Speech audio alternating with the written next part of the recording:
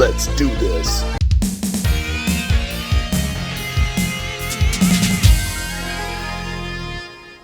What up, guys? Bobo here with BrassReel Brothers. Thanks for coming back for some more popcorns. Real quick, before we get started, if you haven't done so already, why don't you hit that subscribe button and the like button.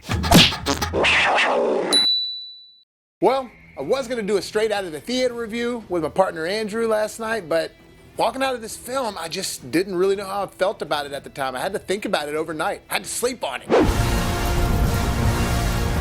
So look, if any of you know me, I'm a Batman fanatic. I've been a Batman addict since I could remember. I've loved Batman my whole life. I love the origin of the character. I think he's one of the most interesting comic book characters to read, and he's just badass.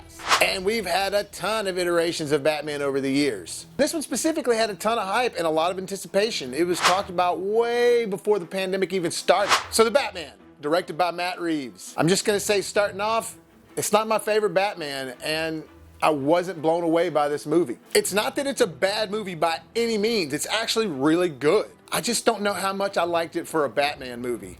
I thought the representation of Robert Pattinson was badass. Same thing with Zoe Kravitz. In fact, she's like the perfect Catwoman. In fact, all the acting and casting was really good. Jeffrey Wright as Commissioner Gordon was great. Andy Serkis as Alfred, really good job. And Colin Farrell as the Penguin, forget about it. He was fantastic. The makeup job was amazing. But first and foremost, there was little to no character development. I understand that they wanted to avoid the whole origin story of Batman and stuff like that, which I get. We don't need that. But I sort of need some exposition of this interpretation of the character and why they are this way now. And I'm not just talking about that with Bruce Wayne, I'm talking about that with every character in the movie. It just sort of throws you into this Batman story, which is actually more of like a crime noir Seven story, like the movie Seven. Now look, it's juicy. The story is really good. I mean, it's a very good story. Like if you were reading this as a novel, it'd be one of those ones you couldn't put down. It's very juicy, but almost a little too complex for a Batman movie to where it's just like now you're just trying to serve a murder mystery and solve all these things watching this movie rather than just watch Batman be Batman. And it focuses very little on Bruce Wayne in this movie. It does show Bruce Wayne a few times, and their interpretation of Bruce Wayne in this one is a reclusive Bruce Wayne. Not the Bruce Wayne that goes out to parties or anything like that. In fact, he barely shows his face and he barely does anything for the city involving philanthropy or anything like that. Now, I'm not going to get into any spoilers in this. I'm just going to tell you how I feel about the film. They pull a lot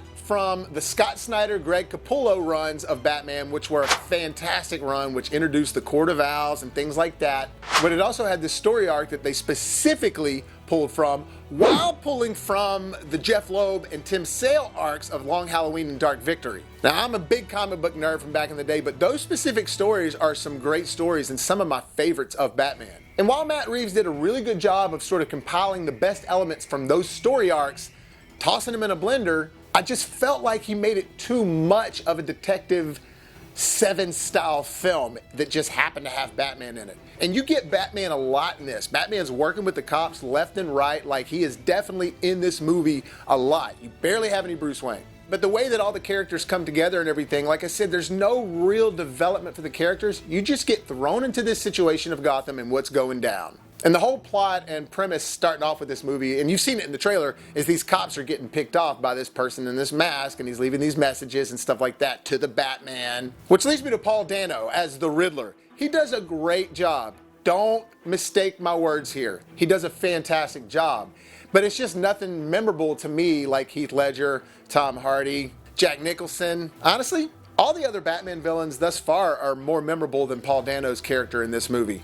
Again, not that he does a bad job, he does a great job. It was just kind of okay. He kind of felt like the villain in Seven, you know what I'm saying? This is the most realistic Batman yet, for sure. The Christopher Nolan approach to Batman was very realistic, much more realistic than we had seen at the time. But then they went way comic booky with the Ben Affleck Batman, and this one stepped it way back more into the realistic vibe, more so than Christopher Nolan's, which I like that. I really do like that, but at some point it gets a little too realistic in my opinion. And again, I think you need to remember that you're making a Batman movie still. Even though you want to make it a different genre of a film than you've ever made other Batman movies, you still are making a Batman movie. Just because there hasn't been a Batman detective noir genre / Seven style Batman movie doesn't mean they need to make one. You know what I'm saying? I was saying to my buddy, like when I got out of Endgame, I was pumped up. When I got out of the first X-Men movie, I was just like, sneaky, sneaky, snaw. I wanted to be Wolverine. Should I call you Logan, Weapon X? No, Wolverine, sneaky, sneaky, snoring. Same thing with the first Batman movie, all that stuff. This one, I just felt like I walked out of a movie like Seven. It was really good. It just, for a Batman movie, it just needed to have a little bit more. It didn't tug at me, didn't get me emotionally involved, and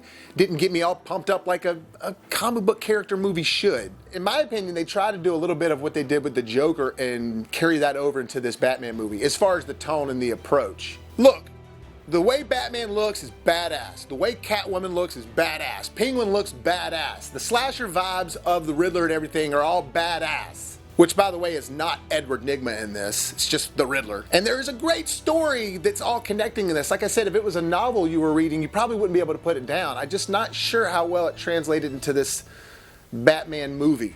There's a lot of layers to the film. Very complex, maybe a little too complex. There's this cool opening scene where Batman's narrating and talking about how the criminals are all afraid of him in the shadows, and it shows all these criminals on the street and everything committing crimes and then looking in these like shadowy areas and sort of being afraid, and it kind of makes you a little tense too as an audience member. There are things like that in this movie that are really done well. It's just, as a whole, as a piece, 3 hours long, which probably a little too long. I love the Batmobile in it, but it was barely in the movie. Like, you see pretty much the scenes in the trailer, those are the scenes that you see in the movie with the Batmobile.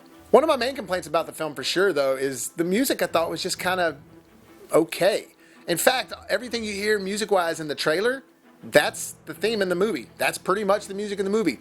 There's some cool things that they do with the Ave Maria theme, the famous Ave Maria song, and they do some things, intertwine that into the score throughout the film, and they'll do it in some ways where they like do it in sort of a negative tone, where they take something that was in a major key and then turn it into a minor key, things like that. Like, that is clever, but the score itself does not pull at me at all like Hans Zimmer's score did from The Dark Knight, and honestly even Tom Holkenberg's stuff from Zack Snyder's Justice League stuff. Look, this is a good movie. It's a great movie. Like I said, I'm just not sure for a Batman film how awesome it was, and I just wasn't blown away. I did like the representation of Batman, this full of pain Batman, and I did like all the other character representations, but as a film, I gotta say, the Batman, I give a B-.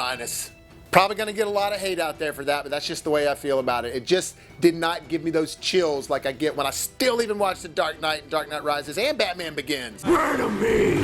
Well, that'll do it for this review, guys. Thank you so much for clicking on this video. Hit that like button if you enjoyed it. And also, remember to keep your eyes out for the short film my partner and I are working on, Late Court. Got the trailer right here on the channel. Oh, and if you haven't done so already, hit that subscribe button so you can help us make it to the top. And as always, if life gives you lemons, make some hot, fresh popcorns.